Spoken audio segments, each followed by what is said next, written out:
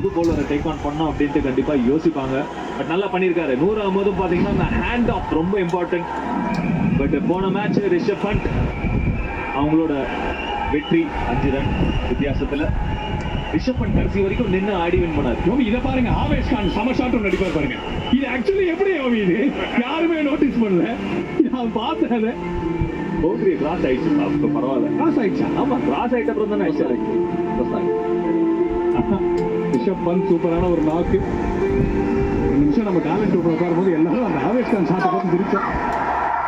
Six அடிச்சோடனே தெரியும் bill சால்ட்டுக்கு இப்போ பால் நல்லா தெரிய ஆரம்பிச்சிருச்சு, நல்லா பட ஆரம்பிச்சிருச்சு. நூர் அகமது ஒரு பந்தும் வேகமாயிட்டே போறாரு. 96ல ஆரம்பிச்ச ஓவர், இந்த பால் 100 km/h. 100ல போட்டா எங்கேயோ போய் விழுது. லைன் தப்பு, டர்ன் கிடையாது. இதுல வைட் ஸ்டம்ப்ஸ் போட்டா இது ஒரு